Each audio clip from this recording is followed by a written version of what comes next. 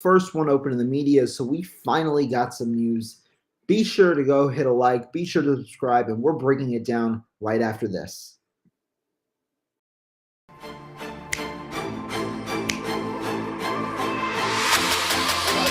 Let's go get him. Let's go get him today, man. Let's go. Hey, dominate on 3. 1, 2, 3, dominate.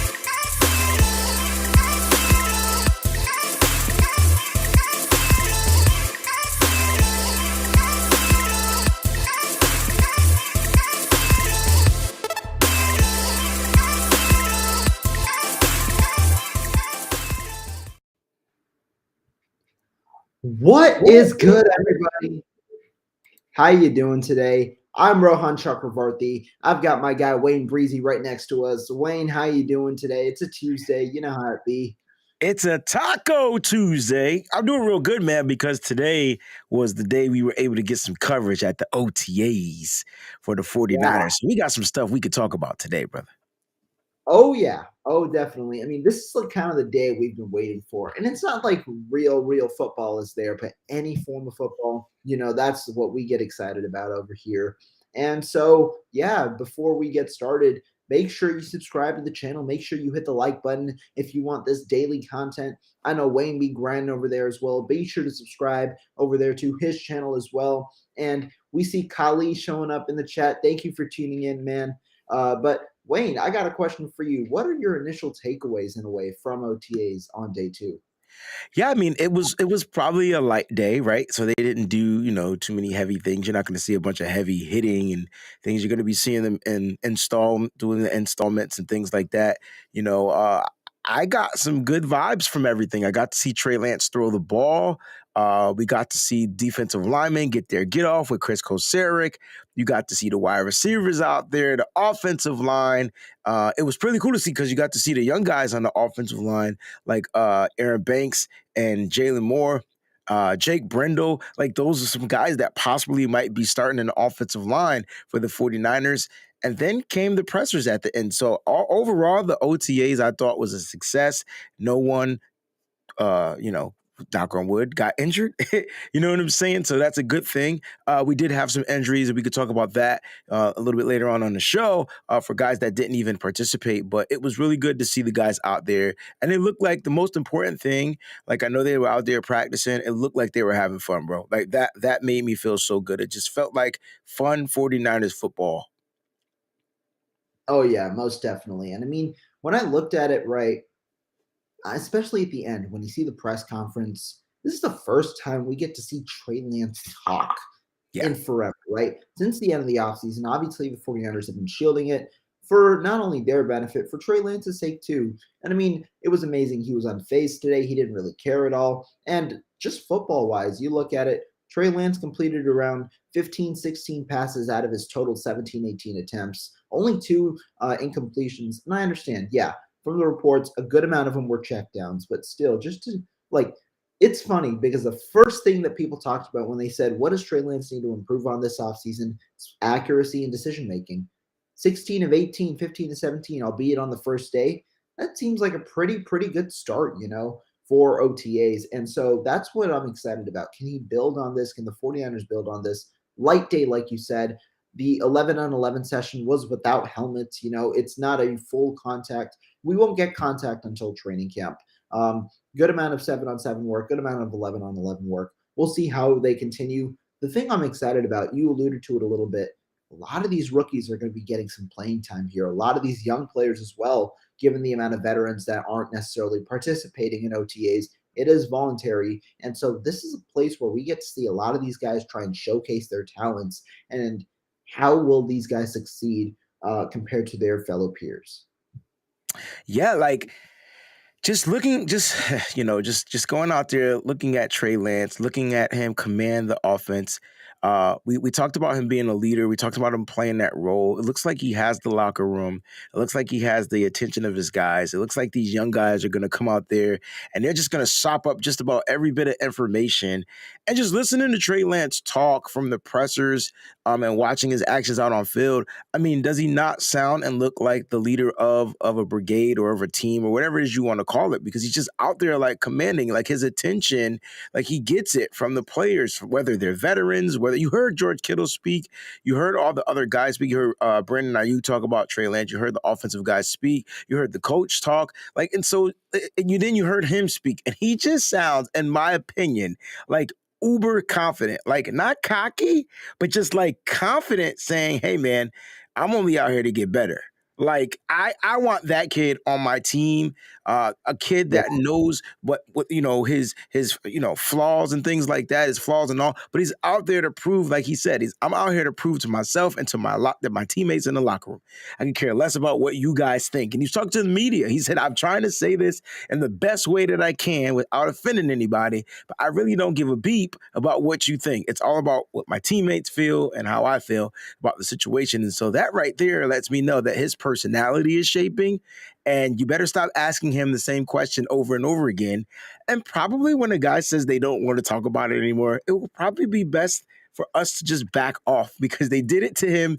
They also did it to Kittle, which was funny, but Kittle has more of he had a different personality attitude when they kept asking him something about his injury. He was like, "Look, Super funny. like, No, look, he did it purposefully because he knows that it's Grant talking. They like to mess around. okay."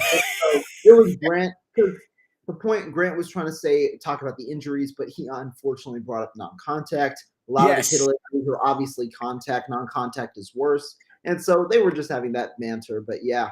But Ron, it seemed like he wanted it shut all the way down. Like, I get it, it was Grant, but he wanted that non-contact crap to go out the window. Like, you know what I'm saying? And so he shut it down, and they moved on. Then they asked him a Jimmy question, and it was even more funnier.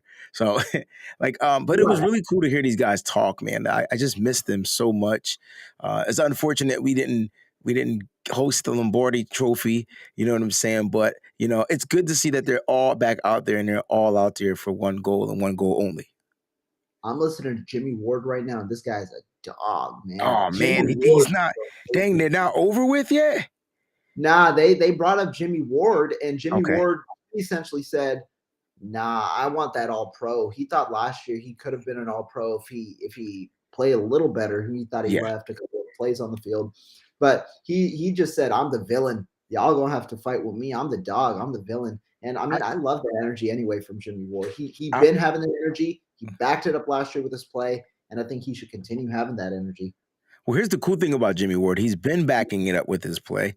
I know we were looking for Jimmy Ward to be that interceptor, that type of guy. I mean, every now and then Jimmy Ward has a brain fart out there on the field. But when we want to talk about dog, I never question the dog in him. He's that little guy out there on the field that's willing to sacrifice his body on each and every single play.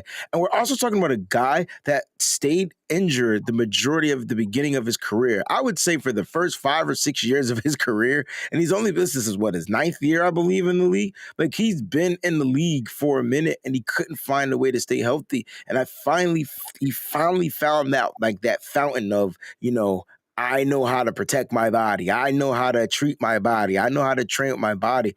And so his dog has only grown, but the guy plays with the chip on his shoulder, and he's the best probably DB we have out there on the field as far as just skill set. I feel like his mental is there. He's seen everything. There's not going to be anything he hasn't seen. You know what I mean? He's played all these. One thing we don't factor in, bro, we don't factor in that he's played like just about every one of these quarterbacks he's about to face again. And so he's going to know some things about these quarterbacks that he can kind of teach to the room, and then he's the veteran. And so I love Jimmy. I love Ward. And he's positive. Like, I mean, if I had a top 5 list of my favorite 49ers, of this current regime, he's definitely in my top 5. Oh, Jimmy Ward's just amazing, in that way. Just to like listen to, he's just so likable because he's so authentic, and that's something that I'd really like to hear from Jimmy Ward. Kali here has a question: is it just me, or does Trey's throwing motion look a bit shorter and more crisp? And I'll address this a little bit because I saw this when I was looking back at game film. I think he actually had this improvement last year. Game 6 or week 16 in that third start or second start of his in his third actual game, I thought Trey Lance's motion looked a little shorter. I thought it was a little more polished. And really, in the first point, it was a little long. I'm not going to say it was long to the point that it's unfeasible, because the way that Trey Lance throws it, the quickness and the velocity that he keeps with his throws does allow the ball to get there in regular time. But obviously, you want to take off some of the velocity. You want to add a little more touch, and you just want to be a little more crisp. I think Trey Lance has been consistent from week 16 on to today throughout the entire offseason. I do think the motion is a little shorter from his first start back in Arizona. But yeah, I think at the moment, he's looking good. He's definitely looking good. Yeah, I mean, even his footwork looks better. His throwing motion is definitely like a lot more smooth, and it might be shorter. He's shorter throwing motion means he's going to get the ball out quicker. And so, like, him having that, him working with his quarterback's coach and getting those mechanics down right, clearly that was something he wanted to improve on. It wasn't that it was terribly bad. It just wasn't like, it wasn't. One thing we got to factor in about Trey Lance, he hadn't played much football. I don't think we're paying attention to that. Like, he didn't play much, and when he did play, he played one game his last year at North Dakota State due to COVID, and then he got drafted, and then he got thrown into the dungeon, and then he had to just learn. And he talked about it today. And then on top of that, not only did he kind of get that like crash course in the NFL, you know what I'm saying? Like, he got injured.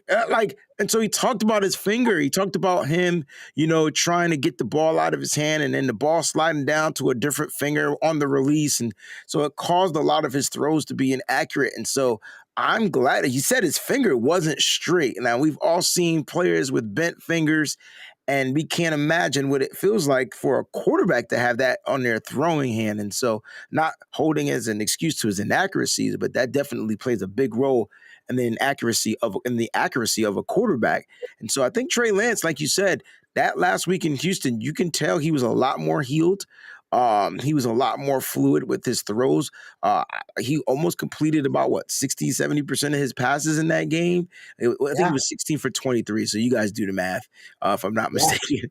But he looked a lot better. And, everybody is owning on his accuracy. Man, F that. Accuracy is going to come with this kid. He's a quarterback. He's going to become accurate. There's not one quarterback in the world that's always been like over 75 to 85% accurate consistently. Like, some games they're really good, some games they're really bad. It all depends on how the defense is prepared for them, right? Not even Tom Brady is that type of accuracy, you know what I'm saying? But I think the one thing that I love about Trey Lance, and we don't really own in it on enough, is his mental. I think his confidence, I can't stop talking about the kid's confidence, because when he makes a mistake, he doesn't dig himself into a hole, into a rut. He goes, and you heard George Kittle say this, right? He says, man, he makes an interception and he goes back out there and says, damn, that was a bad ball. And he goes back out there and throws a better ball. And so that is something that I tell my students all the time. Look, I can teach you the world, but I can't teach you confidence. It's something that you either you have, or you have to find a way to find it and build it up on your own. Trey Lance has that, and whoever his support is continuing to help him build his confidence. And I think that's why Trey Lance is going to be super successful in the NFL. Yeah, and I mean, one thing a lot of people critiqued the 49ers for last year was sticking with Jimmy Garoppolo for the majority of the season, even when he was injured. And now with this new information coming to light, where Trey Lance might not have necessarily been 100% because of a finger injury as a stand in the preseason, it kind of backs it up. And I was, at least early in the season, before the season started, I believe that Garoppolo should have been the starter. Sure, it was a little bit of a critical standpoint, but I did think that Garoppolo would have been the starter, and Trey Lance would benefit most if he was the backup for the first year, or at least for a portion of the first year. And I didn't really see a feasible way, apart from the bye week, where Trey Lance could implement himself and be fine going forward. And now, given the notion of the injury, it is interesting to see why the 49ers stuck with Garoppolo, probably to protect their asset of Trey Lance more than to protect Garoppolo while he was injured. And I see a comment real quick from Big Papa. Kittle was scolding. It was Grant. Them two were just having a little banter about the non-contact injury. You could say it was banter, but if you looked at Kittle's face, he wasn't happy. So I get it. It was fun between them because they got their own type of relationship. But Kittle was like, dude, let's move forward. And I was for him. I was with him. Yeah. Someone's asking real quick about Kyle Juszczyk. Is he Okay. injured with a turf injury? How bad did it look? He was not at practice today. I don't believe he is injured. He was in attendance. There were a good amount of people in attendance, but not practicing. Kyle Juszczyk was one of them. Ambry Thomas was another. Obviously, we saw George Kittle and Fred Warner were both there as well. So there were a good amount of people that were practicing or weren't practicing, but were in attendance. Juszczyk was one of those guys. And yeah, there were a couple of other guys like Al-Shaair, you know what I'm saying? He wasn't injured, but he was recovering from an injury. So you didn't see him out there practicing today. But like I said, these are OTAs. The fact that they're there is a good deal. They're getting acclimated to the new system. And that's what it is. You got to remember, man, the 49ers made a lot of coaching changes, okay? And so I'm loving it 100%. And, something about these coaches are for today's players, like the players that they have today and the players that they have for the future. And it's going to be really good to see these coaches develop these young guys. I wasn't expecting two guys stood out to me. George Kittle, when he talked about Brian Flores at who was the tight ends coach? Brian Yeah, Fleury, we talked about Brian Flores. He said, "Yo, I miss our tight ends coach, but Brian is just as good. He's different. He sees things from a different perspective. He has a different lens. And you got to remember, he's been in the tight end room for the past 3 seasons, and so this is good because now Kittle is going to get a different view on the tight end thing, right? And so that's dope. And then Brandon Ayuk talk highly about the wide receivers coach. And so, this is good. The players are loving their coaches, right? That's a good thing. I'm so excited to see how it's going to go down. I know it's day 2 of OTAs and they're not hitting yet, but listen, these coaches are no different. Chris Koscielny was out there cussing everybody out on the defensive line. I got receipts. You know what I'm saying? I got receipts. I got the videos. He's yelling. He's him. And look, I think I put out a tweet earlier today, bro. There's not a defensive lineman in the league that does not want to play for Chris Koscielny. They want to play for him because he develops and brings out something that you had in you. He's the guy that can go in there, dig deep into you, and pull it out of you as long as you're willing to allow him to. And so I'm loving the defensive line. They looked really good on their get-offs today. He had a couple of mess-ups, but I'm sure he got at him. You know what I'm saying? So it looks really good, and it was really cool to see, listening to Brandon Ayuk talk. 3rd year. Sounds like a leader to me. He's out there talking about how he's just to lead these young guys. What is going on? He's still a young guy to me, but he's a veteran now. And that's so cool to watch players go from year 1 to year 3 and transition into someone like a veteran. Yeah, and I see a question here. Was Aaron Banks on the field? And it's a good transition to talking about the offensive line, right? Because here was the offensive line units. I can read off the first team first. Colton McKivitz started at left tackle, had experience there last year, subbing in for Trent Williams, obviously, in Week 18. He started there at left tackle with Trent Williams, not in attendance. Aaron Banks was the starting left guard. Jake Brendel started at center. Jalen Moore started at right guard. And Jeffrey Fields started at right tackle. What are your thoughts on that offensive line group? And I think that's going to be typically part of the starting offensive line for this year. And then it's going to be your rotation pieces. Now, offensive linemen don't rotate like other players, right? And so, look, I would say this. If you can get your unit 2 to play as well as your unit 1, then God, bet you by golly, while the 49ers are in, the league is going to be pissed. Because, God forbid, if a starting guy goes down, and the person that comes in fills in, they don't skip a beat, that's going to be a problem. And I think that's what Kyle Shanahan was doing. And so you figure, you're talking about the guys that were out there today, but if you look at it, Colton McKivitz can play left tackle, right? We know that for a fact. He did it. Trent Williams got hurt. He came in, didn't skip a freaking beat, right? And you figure, what is this, year 3 for him? Year 4? I can't remember if it's year 3 or 4 for him. So he comes in and doesn't skip a beat, and that's good. Now you're going to bring in Aaron Banks. I would tell you this, Aaron Banks looks good. You know what I'm saying? He looks like he lost weight. Oh, He yeah. looks like he Oh, yeah. chiseled up. I'm talking muscular up, like not bulked, but chiseled. So he's shredded, right? And that's what I mean. So he looks more cut, which means he's going to be more fluid. When we drafted Aaron Banks, we were like, oh, we're just going to run inside. Not looking at him now. It looked like he's going to have some feet to get outside. So possibly you'll still see outside zone running, right? And then when you go to the center position, we talked about Jake Brendel, I believe, on our shows before. And we said, listen, this is a guy the 49ers have always been high on. He just got injured.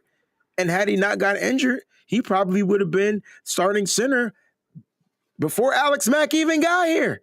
And it's just unfortunate. We were able to get Alex Mack. We were able to sign him. And I can tell you right now, Jake Brendel, if he's healthy, he's 9 times out of 10. If Alex Mack's not here, he's going to be the starting center.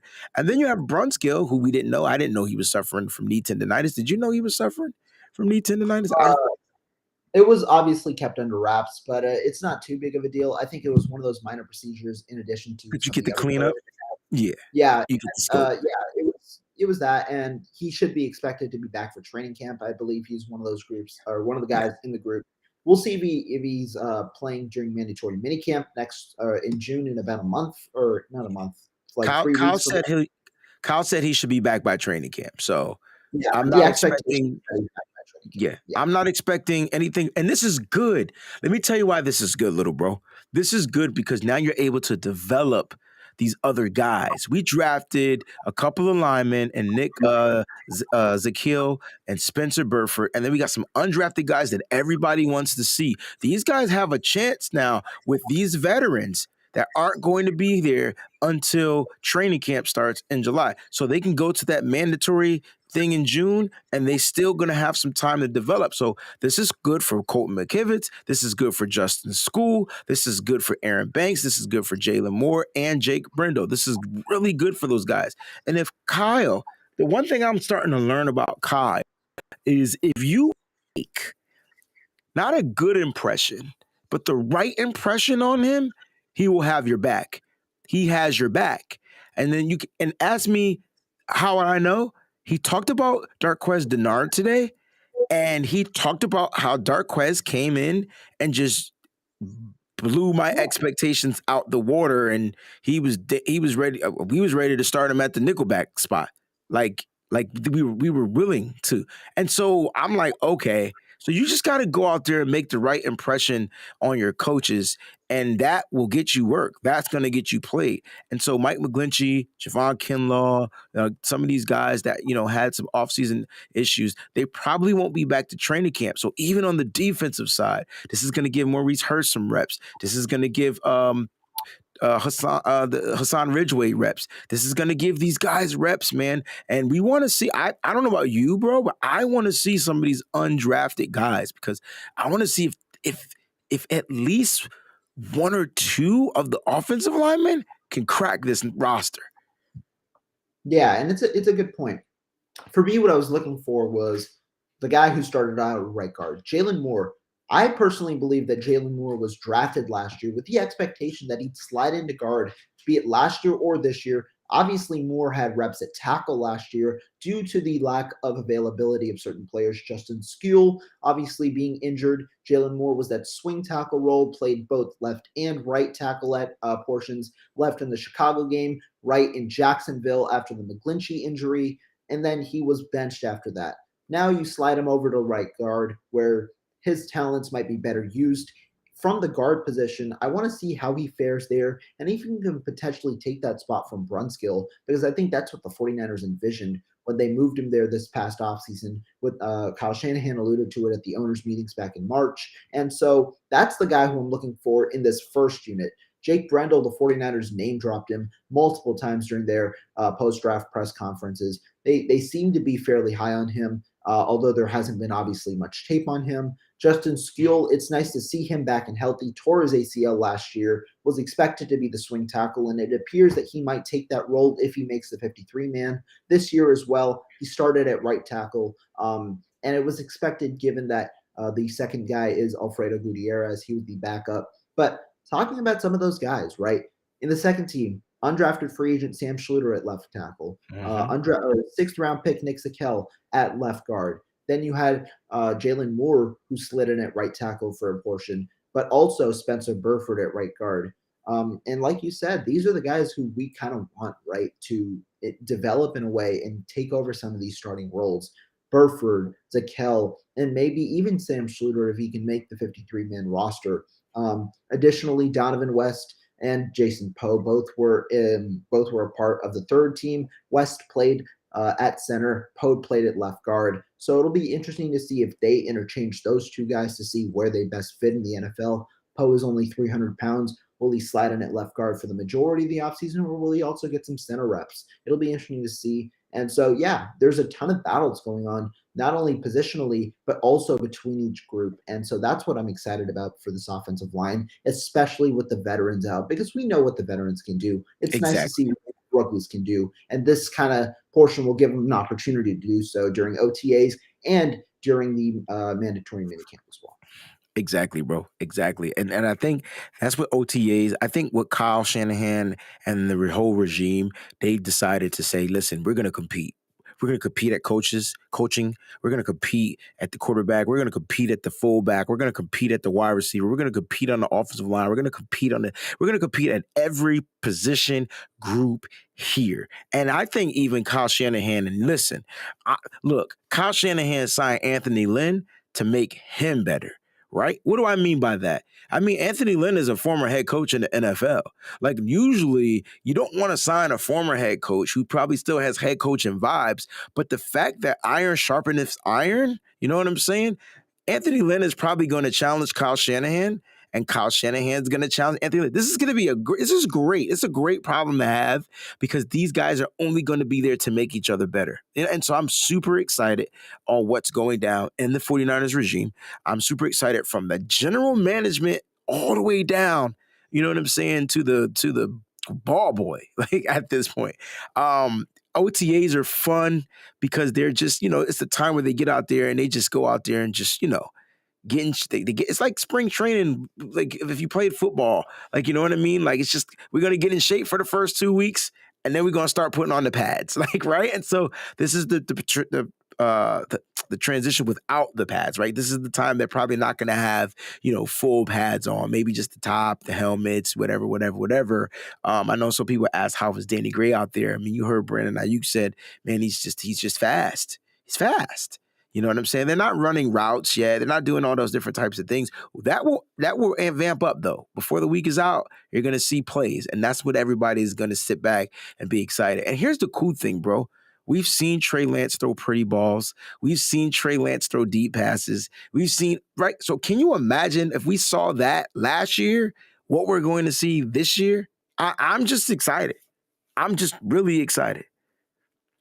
Oh, yeah, most definitely. And I mean, when you look at it, right, the entirety of this team, some players, what will happen, right? Obviously, we got the Debos, we got all those players, but then we've also got the Trey Lances and all these guys kind of getting to their first legitimate piece of action. The 49ers have devised a plan where they have certain guys where they anticipate them to play in future years, not necessarily that past year, right? Trey Lance didn't necessarily get a lot of first-team snaps last year. This is a lot of people's first chance in a major capacity. Speak for it on Aaron Banks in the offensive line. Aaron Banks really didn't have much reps during offseason last year, right? Injured, right. And then obviously had to shed weight, so he wasn't active as much.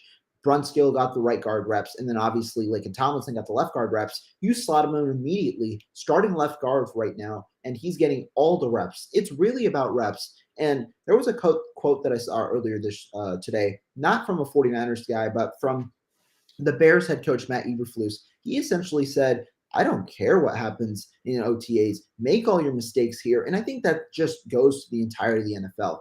These reps right now are just for you to understand how the NFL works and where you need to improve. So it's okay to make mistakes. And that's why I think it's super nice that all these different guys can get a certain portion of reps. And we're only going to see more and more. OTAs, I believe, goes over a stretch of 9 days. Then you have the veteran minicamp and then obviously training camp. So you're going to have extended outlooks on all of these players to see where are they improving and who really sticks out a bunch. And I wanted to touch a little bit on some of the other players that aren't in or that aren't playing, but either are in attendance or aren't.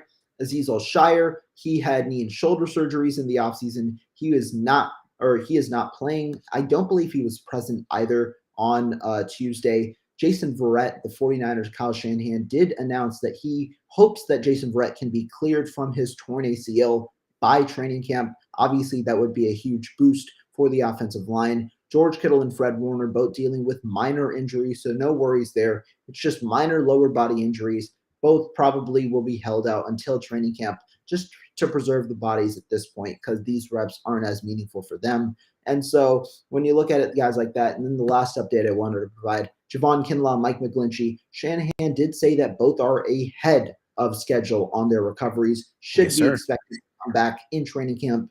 Obviously, training camp will be huge for those two players to see can they reclaim those starting roles and play at the capacity the 49ers believe they can play at. So it's a ton of moving pieces in a way, but that's the excitement of football.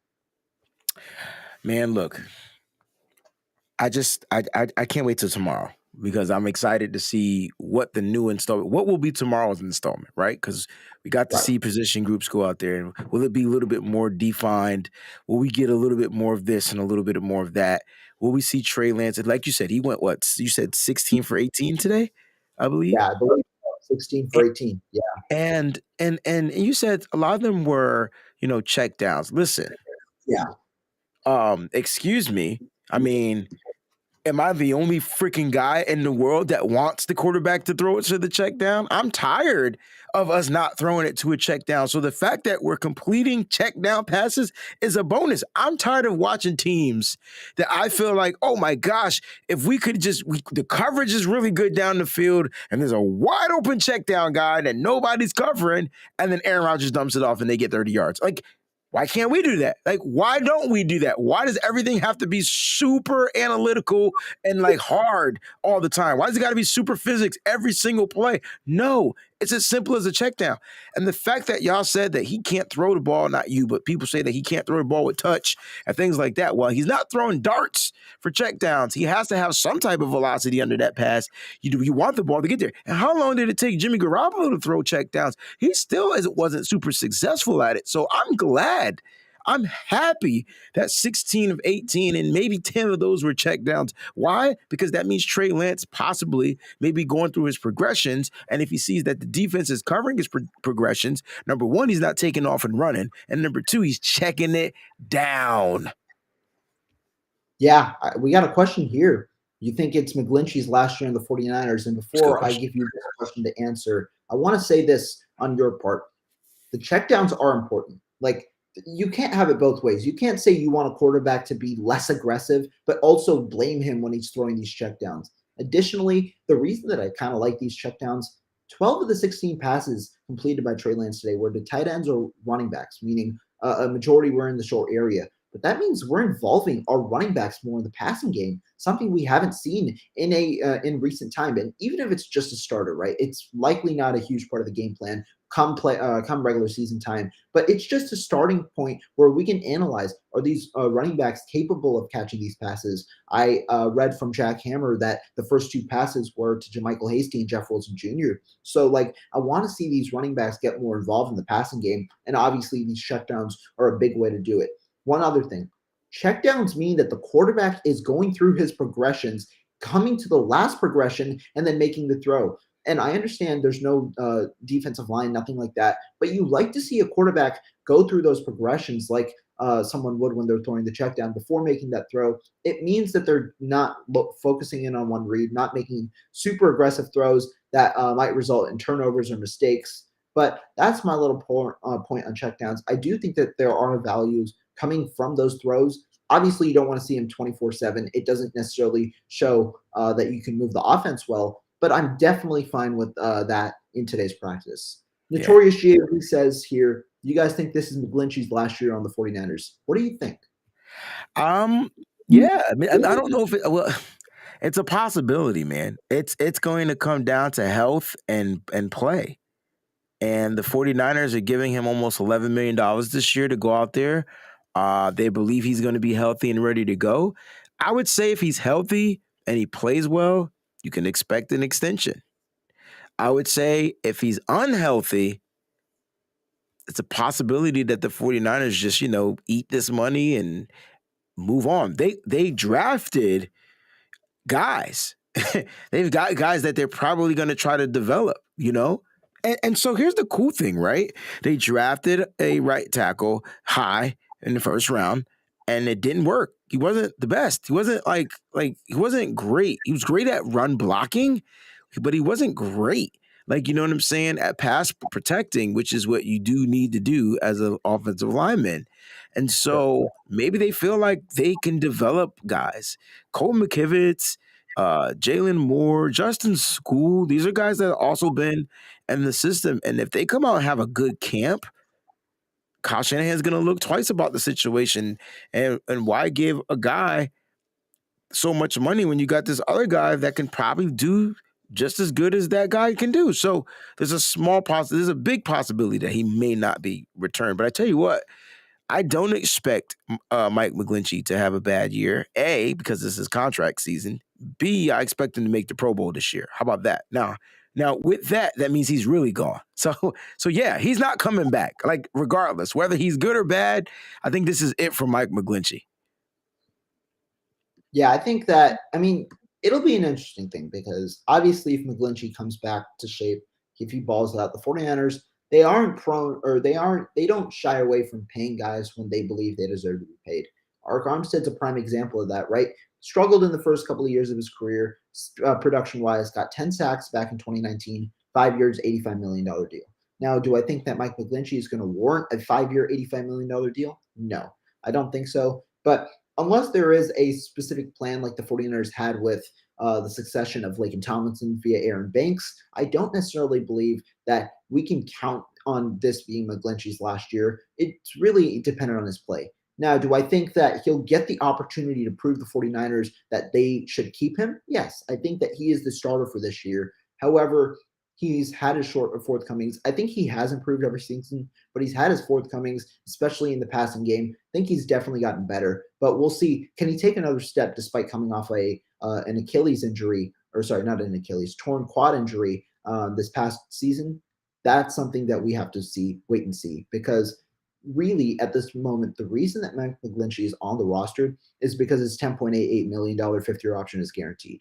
If it wasn't, there could be a potential indication of him being moved, because that price tag for a guy with a bunch of unknowns because of the injury, that's a hefty price tag. But at the moment, he's on the roster. We'll see how he fares in training camp before we come up with a conclusion on this question.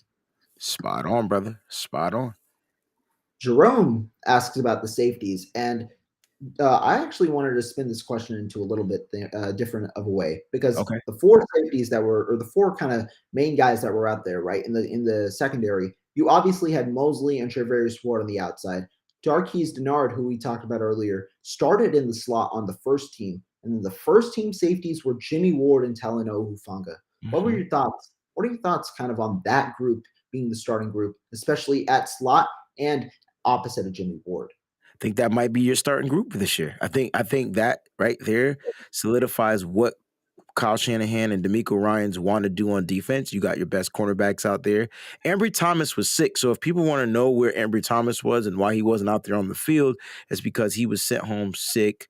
He was sick on yesterday, but he was sent home sick. Now this is going to be interesting, because I think when Ambry comes back healthy, from his illness, does that change the Mosley situation? When Jason Verrett comes back healthy, does that change the Mosley situation?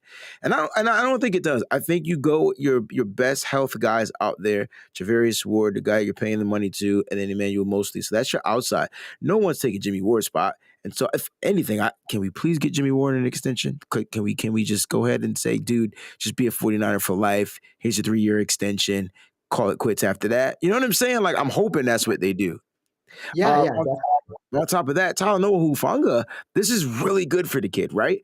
This is really good. He's taking starting reps. Why? Because he did it with the main unit. He had to do it. Like, he was thrown into the fire, and he didn't fail. I think a lot of people feel like Hufanga is slow and he can't do this and he can't do that. And yeah, maybe he doesn't have the speed that we want at the safety position. I tell you, the one thing he does have is football knack.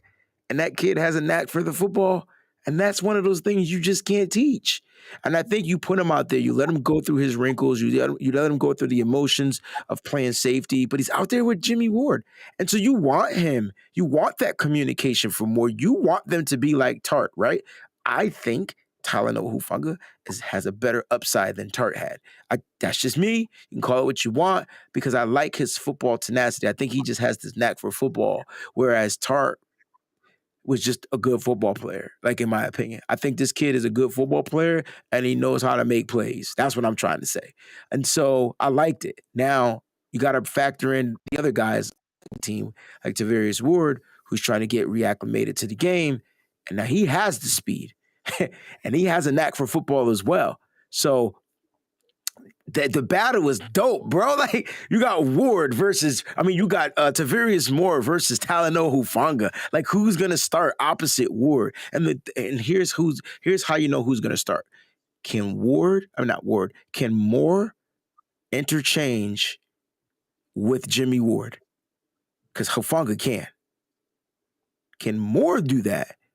And that'll let you know who's probably gonna be the starting guy out there. Meaning that can Moore play free safety? And can he play strong safety? And vice versa with Hufanga. We've seen him play single high. We've seen it. And we saw Moore do it too before his injury. So that's going to be a question. Now, I definitely like Moore better in dime packages, but when are teams throwing out 4 wide receivers? Name one team we're going to play this year that's going to throw out 4 wide. We'll see. The Chiefs might. Yeah, we'll see. The Chiefs might with who? Like they lost their best receiver. Are we really worried about Juju Smith? Are we really worried? Like, I'm not saying we shouldn't be worried, but like, come on. Like, they lost Tyreek Hill. That's their guy. So I don't even, and you're right, they might come out 4 wide and then you'll see dime packages, something that we weren't really used to seeing. So that's where, in my opinion, that's where I think Tarvarius Moore like supersedes. Like he knows that role as that dime linebacker, bro. Like he got it down packed. Yeah, that's fair. That's fair. And when you look at it, Hufanga, I thought it would be Hufanga or Odom. One of the two would have probably started today. And it ended up being Hufanga who got the start. The interesting part was Darqueze Dennard, who started in at the nickel corner, slot corner position. And when you think about Darqueze Dennard, right, when Kyle Shanahan, John Lynch, they alluded to it. It's going to be an open competition over there at that position. So it was definitely an unknown as to who would be playing in that spot. All the safeties were out there. The 49ers elect to go with their own guy, Hufanga over Odom for starting. So that position right now, I don't think is under wraps. I don't think the slot is under wraps. But it's interesting to see where the 49ers start the season off. Dennard played pretty well week 18 against the Rams last year, picking up steam. The 49ers re-signed him to a 1-year deal despite him being an older veteran, which is away from the system that they went along with this past offseason, going younger at the position. But Deommodore Lenoir didn't start there. He was in attendance. Deommodore Lenoir didn't start there. Samuel Womack didn't start there. Tariq Castro-Fields didn't start there. A lot of different guys didn't start there. And your point about Ambry Thomas and Jason Verrett, I don't think either of them will kick Mosley inside. I think Mosley at the moment is going to be the outside corner regardless of who is on the roster. I think him and Charvarius Ward are the two best cornerbacks on the roster. I think, though, Jason Verrett specifically could compete to start in that nickel spot. Obviously, he has a tenacity for the football, just a tenacity to play coverage when he's healthy, caveat being him healthy. It'll be interesting to see who the 49ers carry on that 53-man roster. Dennard might have a bit of an advantage over some of the other guys, which might put one of the younger guys' position into question. Maybe Deommodore Lenoir, maybe some of that, if the 49ers believe Dennard is the better player. Because, like you said, they're not going to shy away from competition. The best man for the job is, that's who's going to play. We saw it last year with Trent Sherfield. He started in week 1 over our guy, Brandon Ayuk. Obviously, Ayuk was a better talent, but it just shows to where competition leads us. Yeah, look, I think Dennard is going to be the starting guy until he proves that he can't, until he proves that he's not. He was the guy that they finished the season with. He's the guy that they chose to bring back when they did not re-sign K'Wan Williams. And so Darqueze Dennard is out there doing what he needs to do to get that spot. I would like to see what their plans may be. I don't think Diamador Lenore is a slot guy, man. I'm not saying he can't do it. He's just an outside guy. He's an outside guy. Same thing with Ambry Thomas. I don't see them as a slot. Now I know you say you want to put your third best cornerback at the nickel spot, but do you really Yeah, I like? don't see Thomas there, but Lenore is small. He's 5'10". He That's does why, have the size, like, but it might not be because of the talent or because of the play style. It's just because of the size, because the really. size, yeah, I see that, and so I do see that. I just feel like just because they have the size don't mean they have the skill set. Because you have to be all right in order to play in the slot. You got to do two things. Number one, you got to be athletic. Number one, you got to be your mental has to be like they're gonna Yeah. catch every pass. You gotta look at it like, look, in the slot, you're not there to like break up passes. You're there to make the tackle because it's usually the quickest guy on you every time, and they're running a slant. They're not running routes, they're just running a slant. Boom, 1, 2, 3, boom, slant to the left, 1, 2, 3, slant to the right. You just gotta be mindful and say, hey, they're gonna catch the pass. I need to make the right angle, I need to wrap, I need to tackle, and blah, blah, blah. Now, if there's a mistake happening with the quarterback, then you need to be at the right spot. And so that's where Womack comes in with them long arms. And so I'm thinking because he's young, he didn't get the reps with the first team. But I think as his camp improves, you might start to see a shift at the nickel spot. Yeah, we'll see. I mean, it's obviously the first day. It kind of was expected that the 49ers would go with familiar faces on day one. Ooh, good point. So this I like wasn't that. just like they haven't seen these guys in the building since until yesterday and today. It's familiar faces at this point. Really, what matters is at training camp, who's going to start and where is the transition going to take place in a way in between the days during training camp. I Kels like Chronicle saying, "What's up, Breezie and Rohan? What's good, Celtics fam? Warriors coming soon." I mean, we're Yeah, definitely man. hoping. It sounds like it's about to be real soon on your side because you guys are about to sweep the Mavericks. Sorry, John. Dude, I need to get a broom. I need to get a Yeah. broom. You got to get a broom, bro. When we swept, who do we sweep? Brooklyn? I had that Yeah. broom ready. Like, you got to get a broom, dog. But yeah, man, I would love to see this in the finals because it would be really cool to chop it up with my Golden State brothers and sisters, man, and just have some fun and like hate each other for like a whole 2 weeks. Like, you know what I mean? Like, But we use might the have to, like, 49ers to mend everything. And like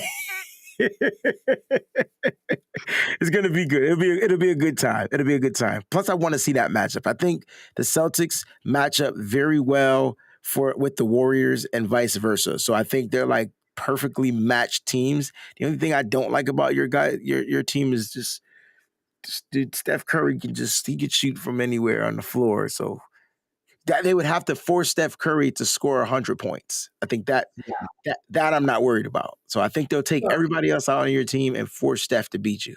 But he just hits shots and it changes the momentum. It's just like, ugh, Steph is the man. It'll be interesting because we have Wiggins.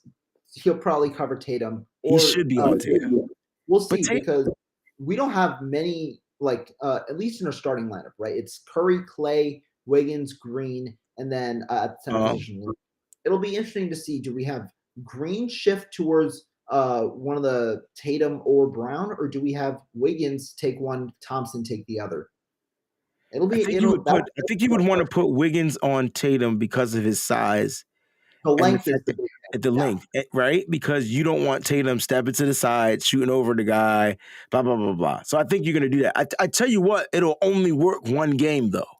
So the thing I'm noticing about Tatum is you can get him once.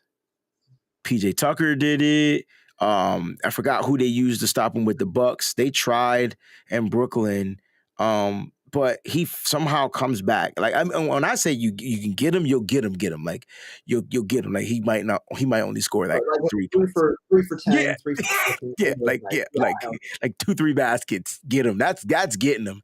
But then he somehow figures it up. Ime would set certain picks and certain screens and things like that to free him up, to get him open. And once he gets going, it's a problem. Brian says the Warriors are sweeping it all. There's no way, if the Celtics make it, there's no way you sweep the Celtics. I'm not saying you won't beat them, but you won't sweep the Celtics. They're different. They're different. I didn't expect this series either. I thought it'd be 5 or 6, but we'll see. Yeah. We got Joseph from Kentucky. What's going on, Joseph? He called in last night on the show, Monday on the show, I think. That's dope. That's dope. Lance press conference looked good. What do you think? I mean, Lance sounds like a veteran. Year two sounds like a professional veteran. Yes, J10. I think my favorite part of Lance, other than him, you know, you know, preaching like and exuberating that confidence that he has was when they asked him about calling the rookies and then his personality came out. It's like, yeah, man, I called them. Not all of them returned my calls, but at least I made the phone calls. Like I made the initiation because it was kind of my way of paying it forward. People did it for me. I wanted to do it for them. And some of them still had, most of them returned my calls. And I thought that was funny That was because funny. That was yeah, you funny. would think that, it's Trey. Oh my gosh, it's Trey. If I saw Trey Lance calling my phone right now, I'd probably leave the show and just answer the phone. Like, you know what I'm saying? That's Trey Lance. You know what I'm saying? So he said that he gets it. It's the biggest day of their night, the life, and, whatever. But I thought that was cool because you got to see his character start to come out. Like, he's a witty, funny, like he has some humor into him, little comedic relief, but he's still all business. And he sounds like he's all business. So Trey Lance is definitely going to be somebody fun to listen to after games. We already know one thing about him, and he takes accountability. And so I don't think you can ask for anything more coming from the leader of a team, taking accountability. Oh yeah, most definitely. And we got 49er Jeff coming in with some facts. Breezy, the hardest working man in 49er biz. You know how it do. Hey That's true. man, That's great facts, man. I think my long lost cousin, long great and God rest his soul, is James Brown, man. I really think somehow we were related in some type of lineage background. I'm gonna do one of those ancestry things just to see because he was the hardest working man in show business. My name is Wayne Brown, and so I try to just, you know what it is? I just go hard or go home. You ever heard that phrase? Go hard or go home. No matter what it is I do, we go hard. For some reason I just can't stop. I can't stop. Yeah, yeah. One other thing before we end today, running back room. What are you expecting Ooh, over the yeah. next? This is Elijah the hardest Mitchell question, was bro. Elijah Mitchell was rehabbing today, so it's primarily the young guys. I spoke He was earlier. there though, but he was rehabbing. Yep. Yeah, he was there and rehabbing. It was Hasty, Mitchell. I spoke earlier how they caught the first two passes from Lance in the overall 7-on-7s. Mhm. What do you kind of expect from this running back group with Mitchell rehabbing at the moment? Can I ask you a question? Go for it. Okay. Does Hasty make this team? You want my honest answer or do you want my I want your honest fluffy? answer. No, he does not. It's Okay. I think he's the odd man out, and it's a variety of factors, right? You've got Mitchell, you've got Jeff Wilson, you've got Sermon, you've got Hasty, you've got Ty Davis Price. That's five guys there, and then a surprising guy, a sleeper could be Jordan Mason, the UDFA out of Georgia Tech. That's six guys right there. The 49ers carry four running backs, and I think they'll carry four again, and that's discluding Juszczyk. I think Juszczyk is in his own pool, but four Right. running backs. I think the two locks so far are Mitchell and Ty Davis Price. Sermon has been working. We've seen the work this entire offseason. It seems like he's slimmed down a bit. It seems like he's a little more agile. I feel like he's going to have a little bit of a burst in his limited role this offseason. I think he's going to make the team. And then it's, do you want Wilson or do you want Hasty? Wilson, I believe, has the more reliable hands. He's also shown a little more in pass blocking, which makes him a better third down option. And at this point, with Hasty being on the team for the past couple of years, I think that they can relegate him to the practice squad. I don't think he gets claimed. And even if he does, the 49ers have Jordan Mason, another guy. And so I do think that it's going to be Wilson as the fourth back at the moment. We'll see how that changes come training camp time. But yeah, I don't think Hasty makes the team right now. I'd even have Jordan Mason above him. That's good. That's a good assessment. I think Kyle Shanahan though has an affinity for Hasty, so somehow that's just his guy. Some coaches have their guys. We a lot of us don't believe Hasty should be the guy, but I tell you what, when Kyle needs him and he's available, he's reliable. Even though he might fumble, Michael Hasty is the only running back that Kyle Shanahan won't pull out a game after he fumbles. Somebody please explain to me why. Like that, like how? Why? Where? What? When? whatever. Like, how, Kyle? I've watched him pull Matt Breida, the cheetah, out of a game because he fumbled once. But JaMychal Hasty, I watched fumble the ball at least 2 times a game, and somehow Kyle he keeps him in. So there's something about Hasty that we aren't paying attention to. Something. I don't know if it's pass protection. I don't know what it is. If he feels like he's the better third down back out of the backfield. I don't know. I'm with you. I like freaking Jeff Wilson. I like his size better. I like his reach better. I feel like he has better hands. I like everything better about him. But like you said, I think Hasty doesn't make the team, but Kyle has this affinity for him. So Hasty has practice squad eligibility. And that does not mean just because he doesn't make the 53 doesn't mean you don't see him starting on a Sunday, because we all know running backs don't make it, they don't last forever, right? Like we just know that's just something that they don't do.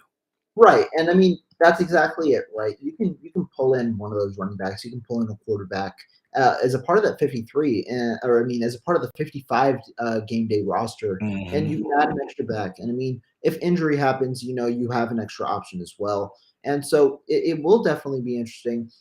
Hasty, he was sort of in a way productive from the running back slot last year. 23 catches, 157 yards. So maybe Kyle does view him as that guy. But like you said, he's got the fumble issue. He has a couple of drops. And so it'll be definitely and injuries.